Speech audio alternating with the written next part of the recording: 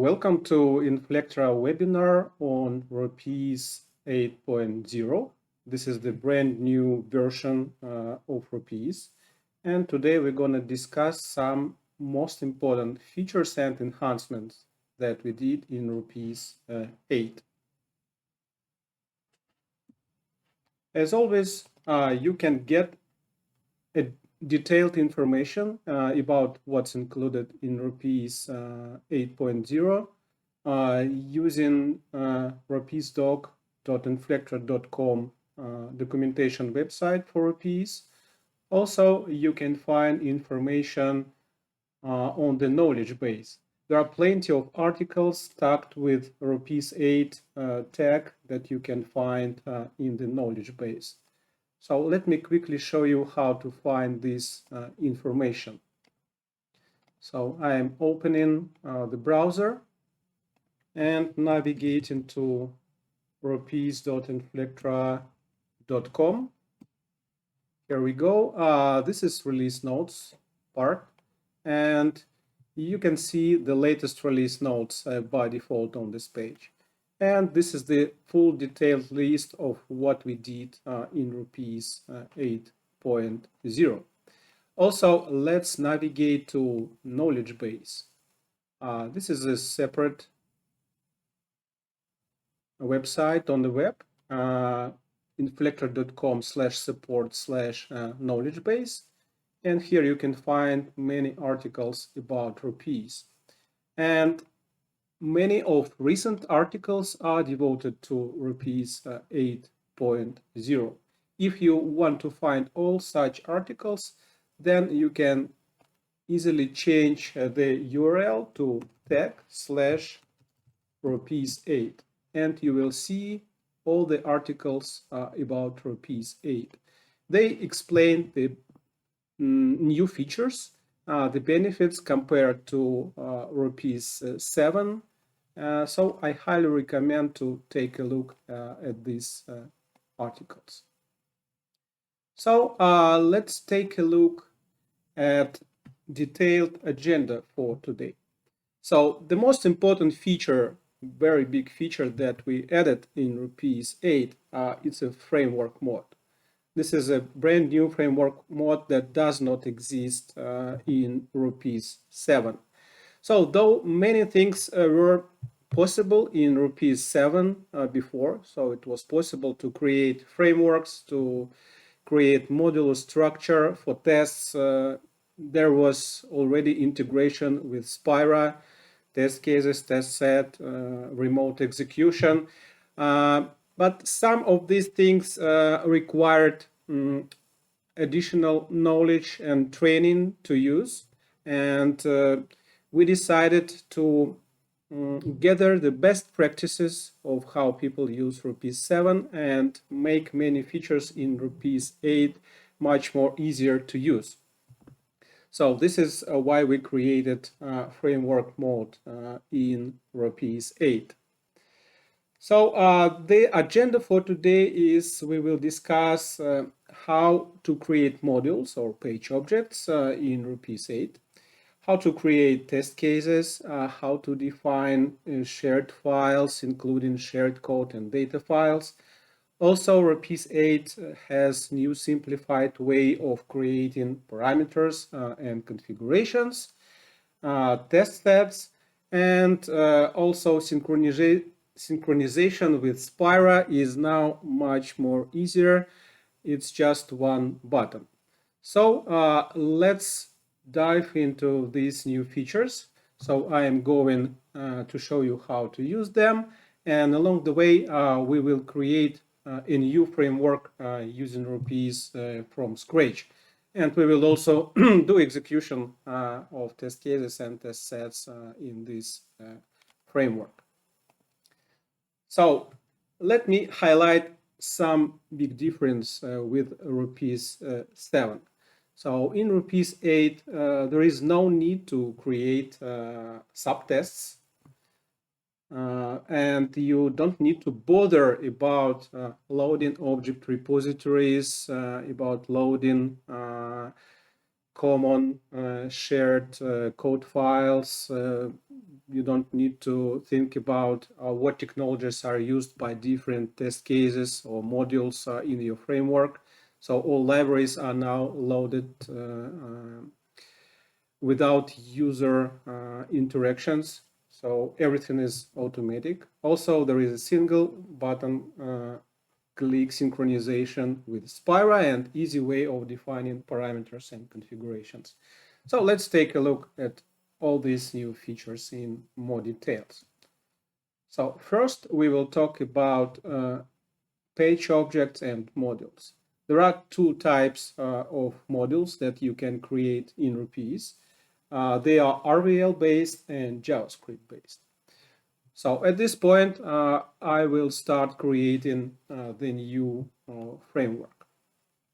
So I'm switching to my machine and I'm going to create the completely new framework. So I click File. This is the new menu item here, Create New. And here you have two options. You may create a legacy test like you did in Rapise 7, or you may create a test automation framework. This is what I'm going to do. So I click Create New Framework, and as usual, I need to provide the name. I will call it Library Information System Framework. It will be a framework that will test a web application. So I'm choosing web here. I will use Chrome. Okay, so the new framework created, and you can see its initial structure on the left side. When it is just created, there are no any test cases, no any modules. There is just one common shared code file. So I'm going to create a new module here. So right-click Modules, Pages, node here, and choose Create Module. I'm going to create a module that will be able to log in and log out from my application.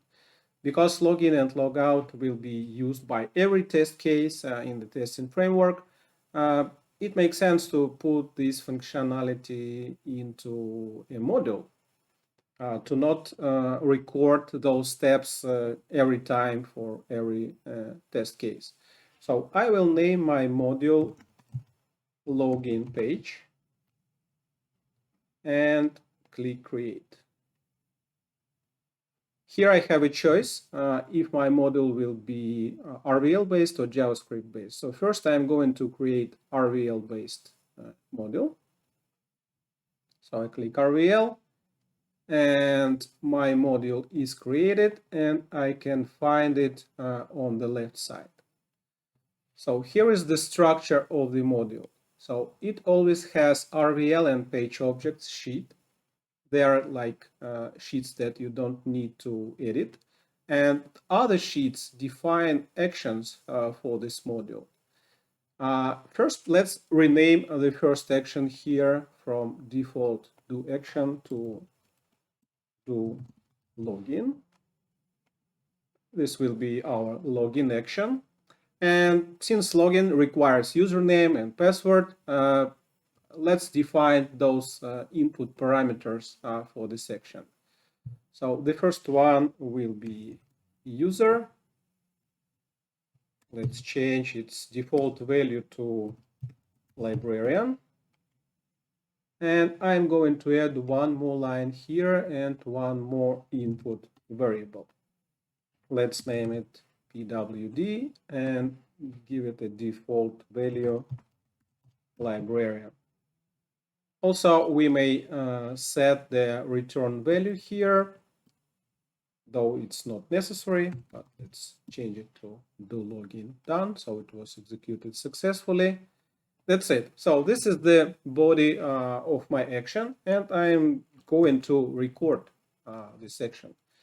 So I hit record on the toolbar. This is the new choose test case dialog that you did not see in Rapise 7. So here you may confirm in which module or test case you are going to do recording of steps. So by default, what you see here is the active RVL sheet in Rapise. So I am going to record my steps into login page. So I click OK and recording starts. So I should see the Chrome starting and the prompt for initial URL. So this is the initial URL for my application, libraryinformationsystem.org. I click OK. Let's now click login and enter username and password and click login. Okay, let's finish recording and insert recorded steps. Okay, so I recorded my login script, login action. Okay, I will leave it as is so far. So the only thing to do is right now the username and password are hard-coded here, but we want to use the input variables, user and pwd. So here for username, I change the type of the section to variable, and in the drop down for parameter value I choose user, and do similar thing for the password. Okay, so here we go, this action is ready. Let's now add one more action here. I am clicking add new sheet, and the name of this action will be do logout. Click OK. Rapise generates the logout sheet for me. Logout does not need any variables, any input parameters, so I delete this row. And let's record logout action here. So I click record again. I'm going to record into login page. Rapise connects to the browser. I just need to click on logout. Okay, finish.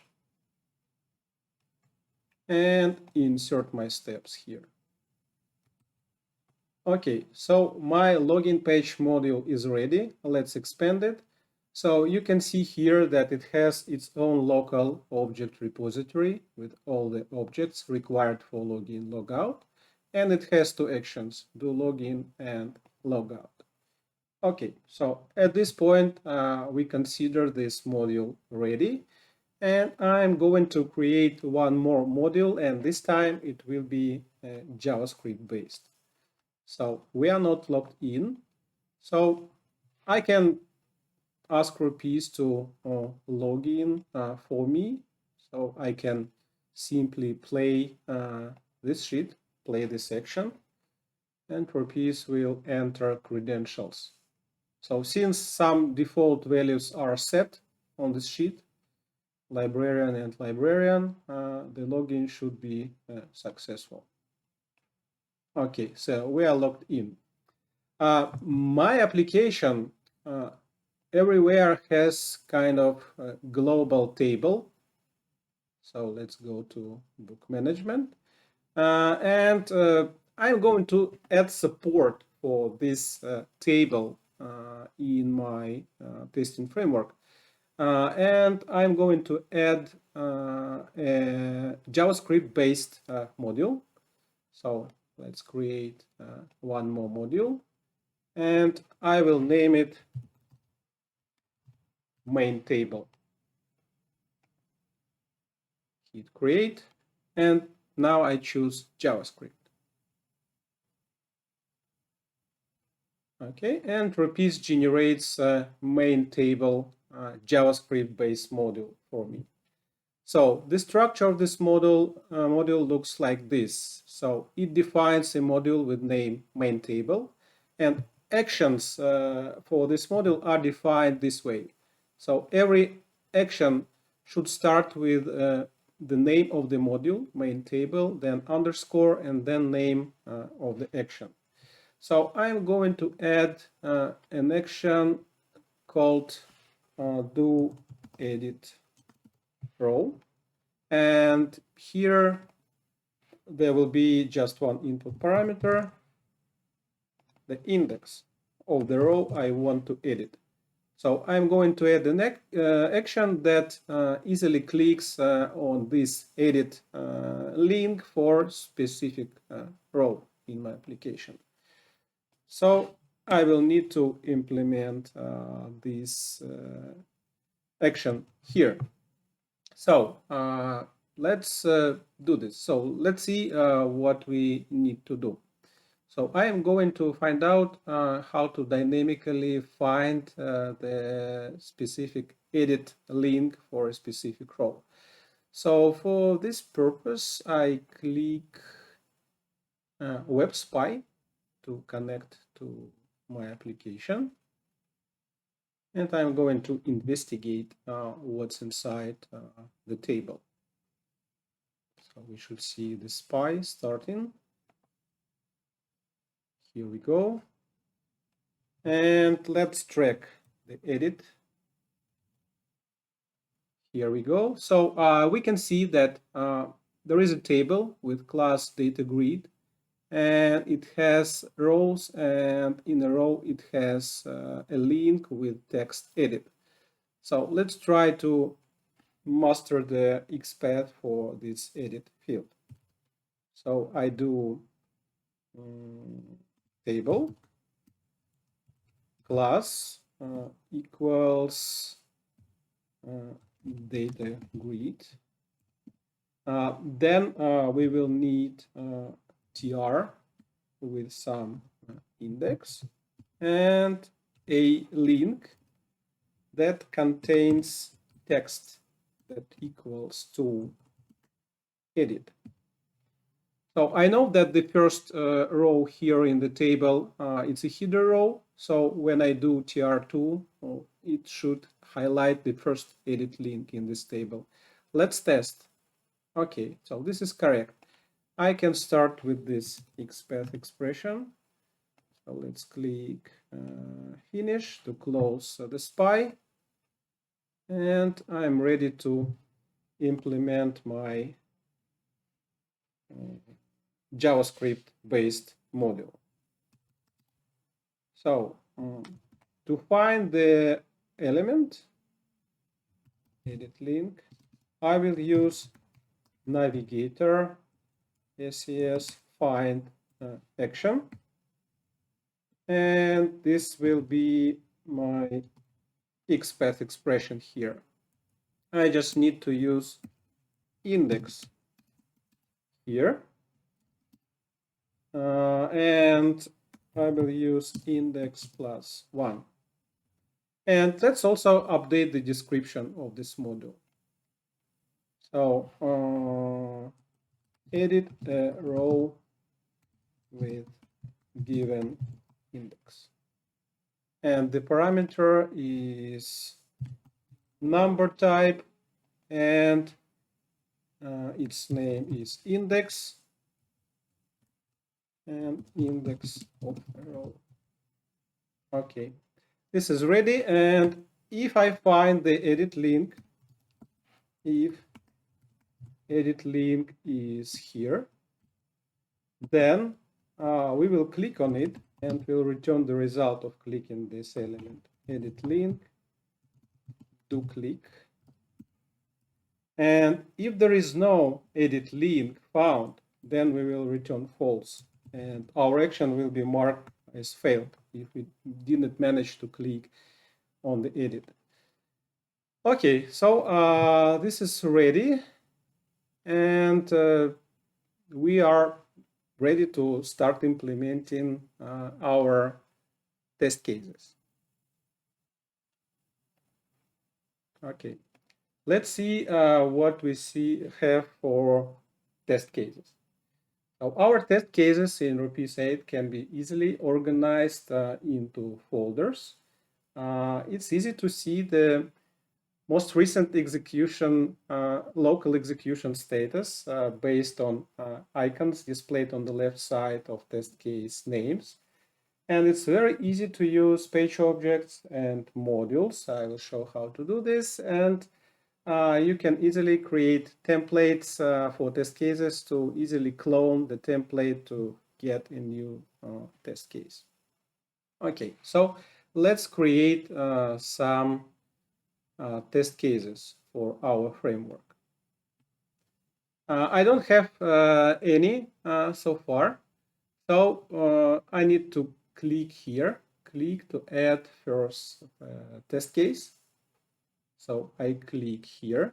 By default, test cases are stored in test cases subfolder of the testing framework, but I can create more subfolders. So I will create one more. So here I'm going to create a new folder for book management test cases. So I'm selecting it and clicking OK.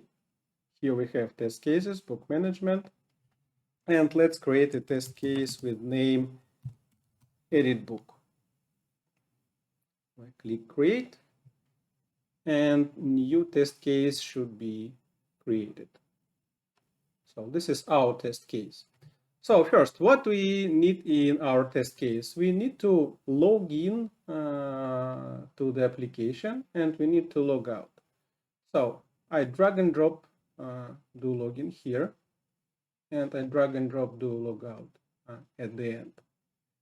Okay, so the do login requires input parameters. So let's specify the account that we need to use to log in to the application. Librarian. Okay, so let's now test our edit row action of our JavaScript based module quickly. So we have it here, do edit row, and let's edit row number 3. So I do place selection, and I hope that Rapise will click on edit for Amsterdam, the book with index 3. Okay, so this action works. So now I'm going to record some steps into my edit book test case. So I switch to the RVL for the edit book, and let's record. So first we need to go to book management. So let's start recording. I'm going to record into edit book.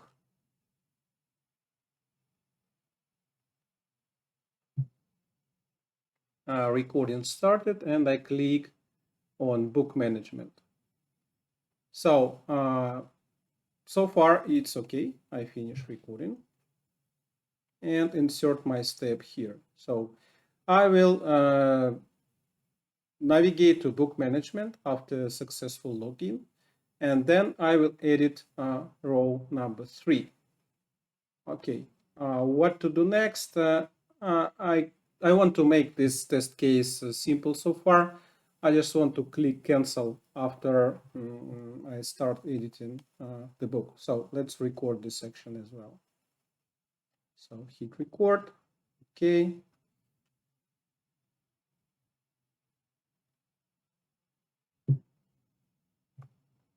And let's click cancel.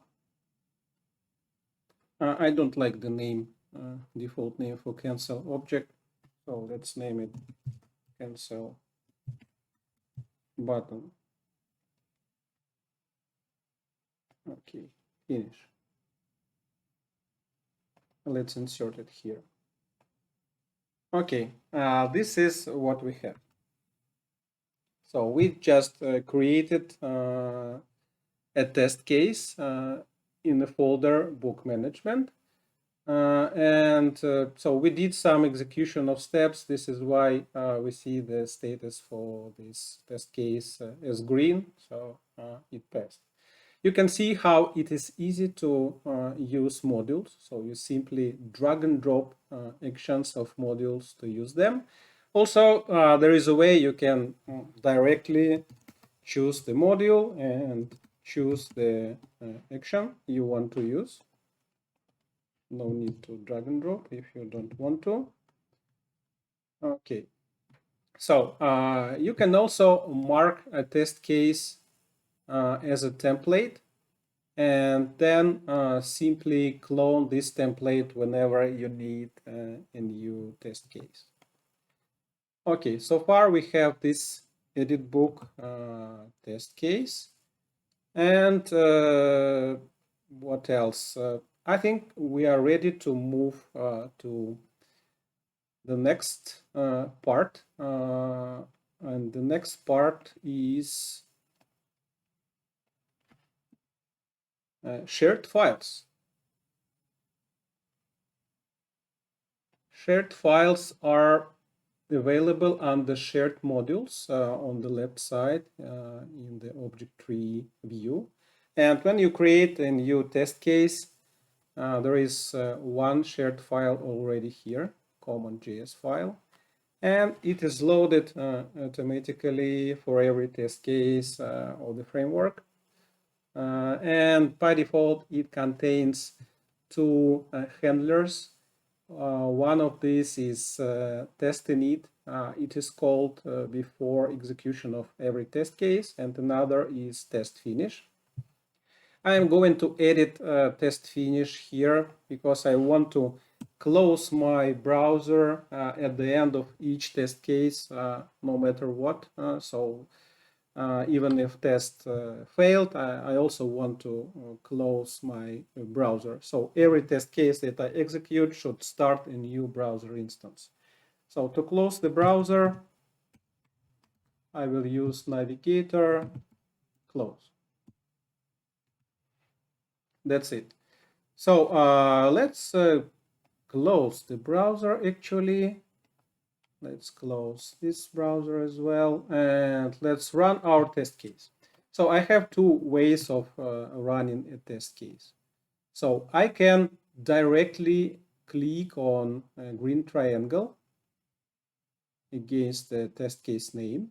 In this case, test case execution will start immediately, or I can click play to confirm the name of the test case that I want to execute. So let's launch our test case. So it should start the browser, do the login, start editing the book, cancel, and then close the browser.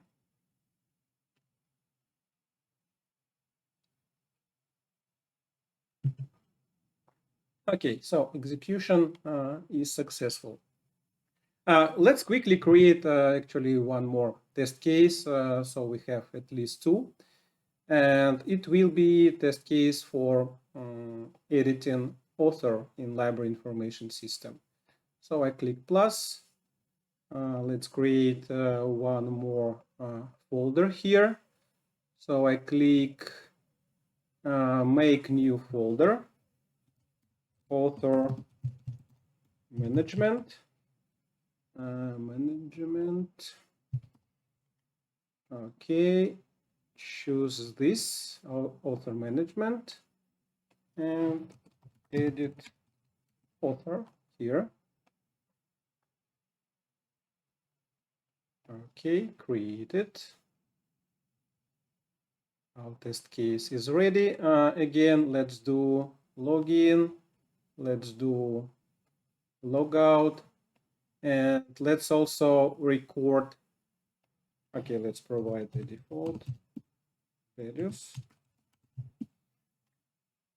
And I'm going to run this login, and I will record a few more actions in this test case. So I want to do similar thing as I did for edit book test case. Okay, start recording. Confirm it is for edit author. Okay. So here I will click on author management. Okay, let's click on some edit and do cancel. And we don't need this edit step, so I delete it. And let's rename this to cancel button. Click in save, finish, and insert recorded steps. Okay, and I will insert one more step here. It will be do edit row. Let it be with index 2, for example. Okay, I can quickly test that it works. So I select these 3 actions, do play selection. We should navigate author management, start editing, and cancel. Okay, so it works.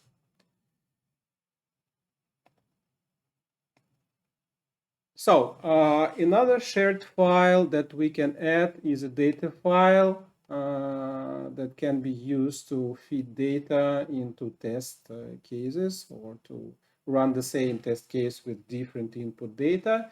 I will talk about data files in more details when we will do configurations and parameters in the new framework mode. So now let's talk about parameters. There can be 2 types of parameters. Some of them are built-in, some of them are user-defined.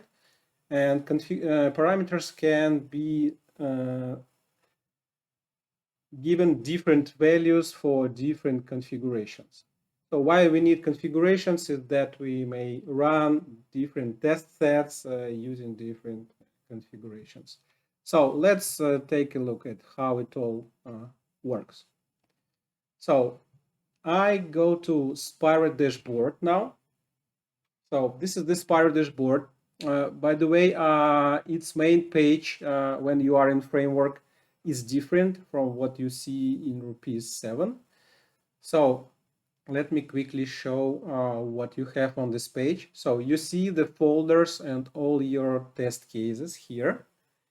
You see the test sets, and you also may find the new parameters page here. This is what we are going to use now. So I switch to parameters. Here I already have a couple of parameters defined. So let's add more parameters.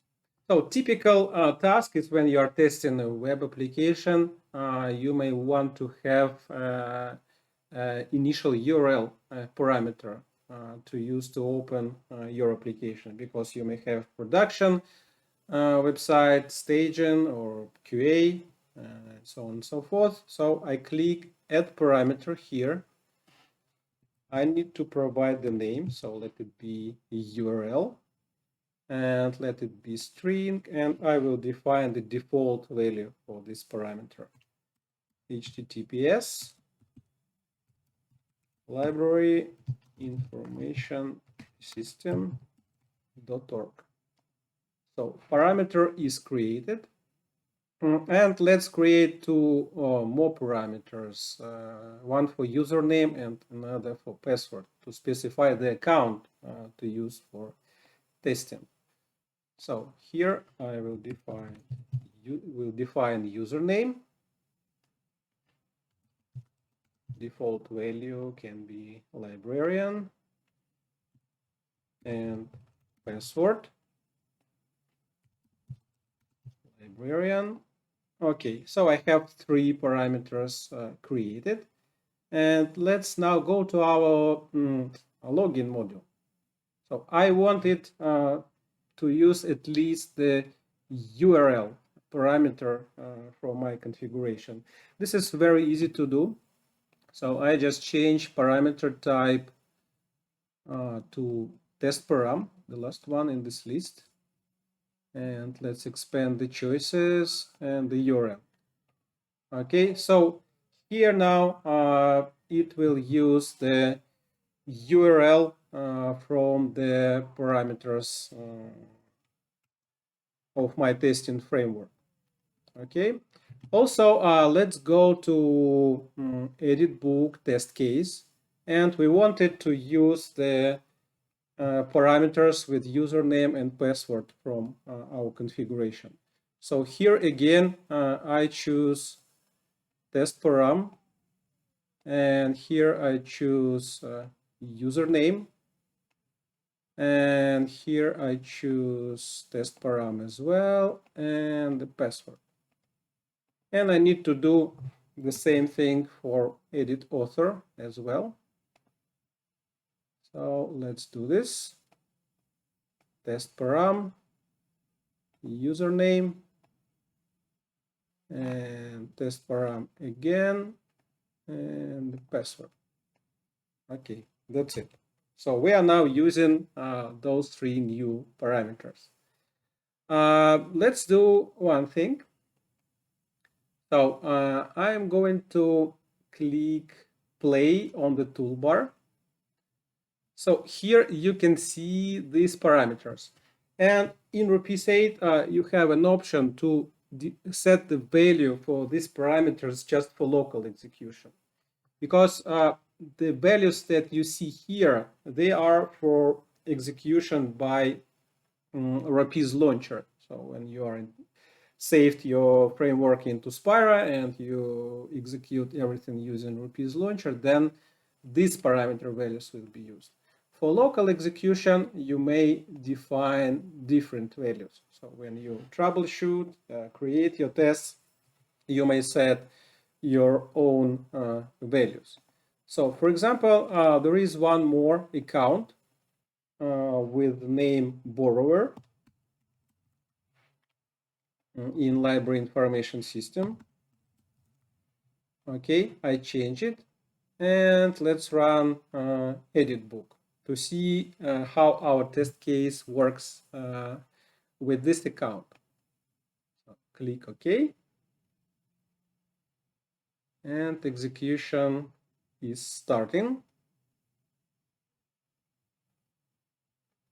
So Rapise should connect with borrower account. You can see it.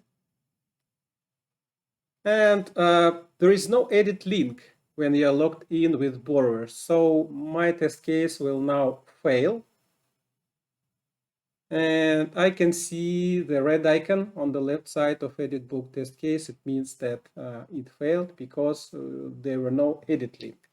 So it seems that we need to adjust our test cases to work when we are using borrower account. So I will do this thing. So let's check that if we are using borrower account, then there should be no any edit links. So let's wrap these steps into if statement, conditional statement, and we will check. So if our username that we use to log in, username is librarian, or maybe if it is not borrower, something like that, you can change it. So if it is not borrower, then we will see the edit and we should be able to edit. But if it is borrower, there should be no any edit links. So let me do else statement here, and we will check. So let's check that we don't have any edits here. So let me quickly remember how we can do this. So we will use navigator check object exists. So here I choose navigator check object exists, and I will simply type the XPath for the object that I want to check for existence. So let's check if we have a link text that equals edit. And we want to assert, we want to check that there is no such link. So here we will use tester assert false. So and here we will type book table is not editable. Editable. And here we will use the result of check object exists. So I will use last result. Last result is the result of the previous action. Okay, so let's run our test case one more time. So I already have borrower account set, so I can simply click on edit book here. I hope that this time our test will pass without any errors. Okay, cool. Book table is not editable, but one thing, I think that we should go to book management anyway before doing any checks. So let's paste book management, click and rerun our test case.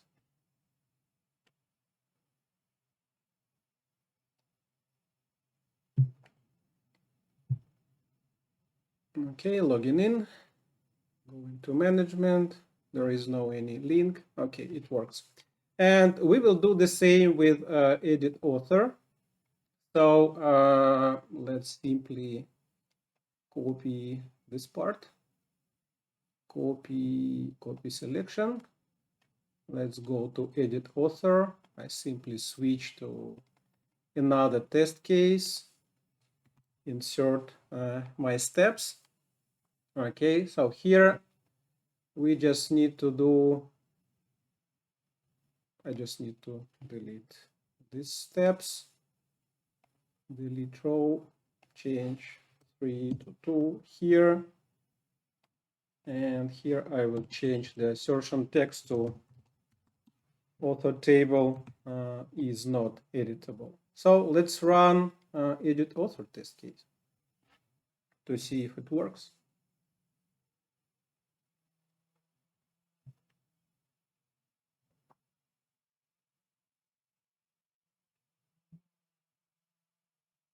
Okay, cool. So it works. Let's now switch back to Spira dashboard. And here I will now define input data file. So if we sometimes we want to run same test cases with different input data, for example, with different accounts. So for this purpose, we can add a data file to our configurations and parameters. So I click add input data file. So by default, Rapise creates a file named data CSV, and you can now see it on the left side in the shared section. So we can edit data file if it is CSV right in the dashboard. So it already has columns and some data inside our librarian and borrower accounts. You may add columns, you may add rows, you may delete columns, and you may edit your file right in the dashboard.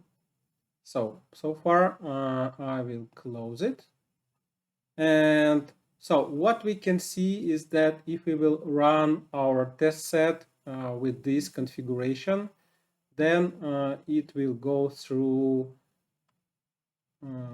all the lines of this input file and will run same test cases for every account. The last thing to do here is to complete configuration is that right now username and password have defined values, but we want them we want to bind them to columns of this data file. So for this purpose, I go to edit parameter and I change its type to data column. Okay, and doing the same for password. Okay, if I want to bind to a different column, I can double click, and here I see the list of columns in my data file. Also on the right side, you can see first few values for every column that we use here. Okay, so I think that we are getting ready to execute our tests using Rapise launcher. Also, I want to create a couple new configurations here.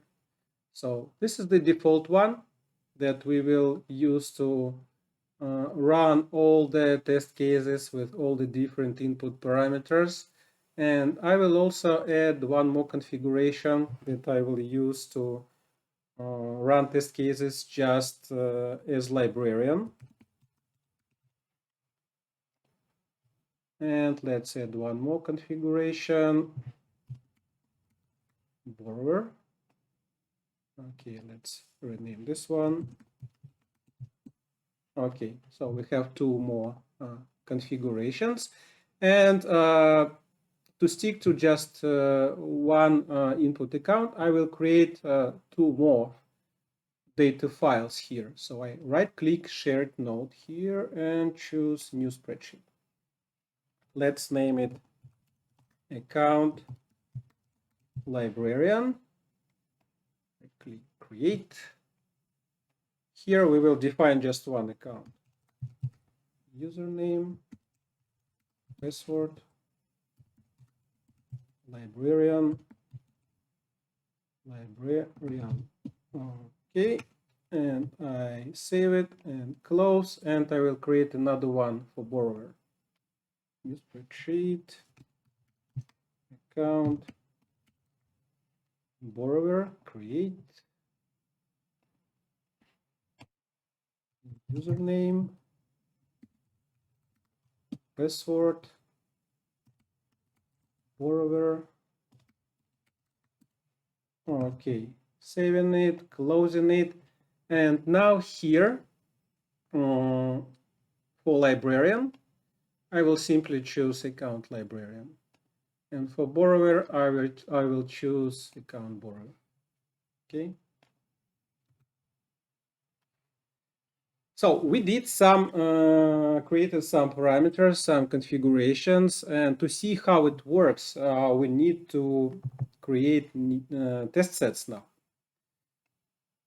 So test sets, let's go to the next slide. Okay, test sets in Rapise 8 allow to easily assign configurations to test sets and also provide a very quick way to add and remove test cases. So let's do configuration for our test sets. So switching back to the virtual machine, and let's switch to the main framework page.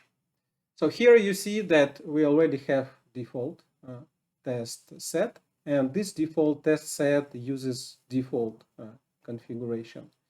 So let's include our test cases in this test set. Here below, you can see all the test cases with all the folders, and on the left side there are checkboxes. So including test cases into a test set is just selecting checkboxes.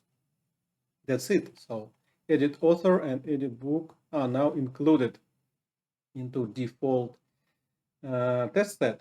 Also, if you want to reorder these test cases, we may switch to included. And here we may change the order of these test cases. That's it. So let's create a few more test sets. So I click new test set. there will be one librarian. It will use configuration librarian. Let's also include all the test cases into it. And let's create another one, borrower. And it will use borrower configuration. Also, I'm including all the test cases into this test set. One more thing I want to do, I switch to parameters. So my most sophisticated configuration here is default because it has data file with two accounts. Also, I want to make it even more complex. I want to run this when I run a test set with default configuration. I want to run my test cases on different types of browsers. So here you may see that there is a browser parameter. It is created automatically when you are creating a web-based framework. So I go to edit parameter for browser, and here there is a checkbox, multi-select. I choose it and select update. So now if I will double click the value, I will see all my browser profiles here. And I will set checkbox here as well. I want to run my test cases on Chrome and on Edge as well. So I click Save. And you can see here that we have a list of browsers to run test cases on. If we switch to librarian, it will run just on Chrome with just one account. The same is for borrower. Okay, so I think that now we are ready for the last part. So we created the framework, and now it is time to put this framework into Spira and create all the test cases, test sets, everything, and be able to run these test sets of this framework using Rapise launcher. So let's do this. I switch to framework, and here I see sync with Spira button. So clicking on it, and Rapise says that in the project Rapise 8 demo, this is the project selected in my dashboard, it will create a repository with this name. I'm fine with the default name, so I click create. Also, it will create file repository. And here I can see the list of files that will be uploaded into Spira. So I'm fine with the default selection, and I click OK. So Rapise starts uploading the files into Spira. And once uploading of the files completed, Rapise will create all the necessary test cases and test sets in Spira. We should wait a few more seconds. Okay, so now you can see on the right side that every test case received test case ID in Spira, and test set received test set ID. So now we are ready for execution. Let me say a few more words about sync with Spira. So when you do some changes to your testing framework and want to run it, run test sets using Rapise launcher, you need to sync with Spira to update everything in Spira. Also, if your colleagues from testing team added new test cases, did some changes to the framework, and uploaded everything into Spira, you also need to use this sync with Spira button to get all the latest files from Spira. Okay, so now we are ready to run our test sets. So let's run the librarian test set. So I'm choosing the active test set and I click execute. So it should use Chrome browser and it should use librarian account and it should run two test cases, edit book and edit author. So we can see what's happening in the status area of Rapise launcher. So edit author test case is starting. Logging in as librarian, edit, cancel, log out and close. So now results are uploaded to Spira and edit book test case is starting.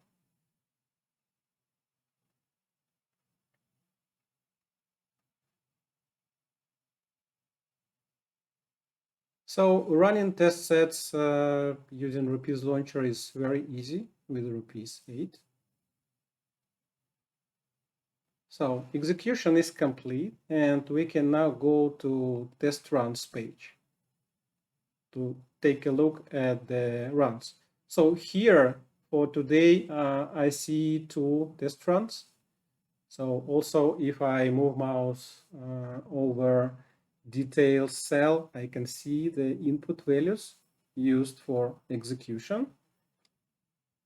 Okay, so let's run our default test set, and it should run everything using two accounts and using two browsers.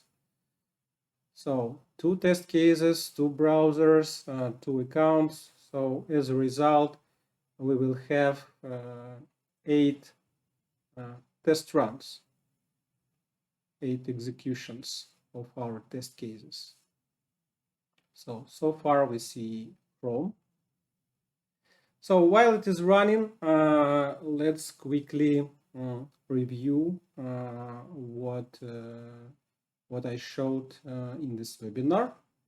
So I showed the new framework mode in Rapise. So you now know how to create modules, RVL based and JavaScript based. You know how to create test cases and use modules in the test cases. I described the shared code modules in Rapise, data files that can be used to drive test set execution. So now you can see Edge browser running. Also, I explained how to work with a new way of defining parameters and configurations in Rapise 8 and showed how to create test sets. So these are essential things that you need to know about Rapise 8. And to get more information, I encourage you to go to rapisedoc.inflector.com and read about new framework mode. And also go to knowledge base and read Rapise 8 related knowledge base articles.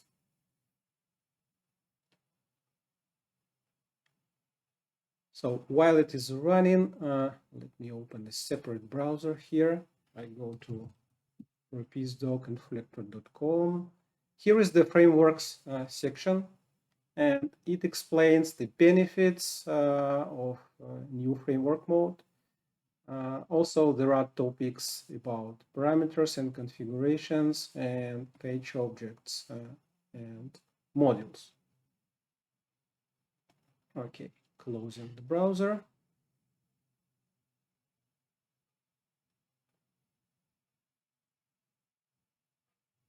And we are close to finishing execution of this test set.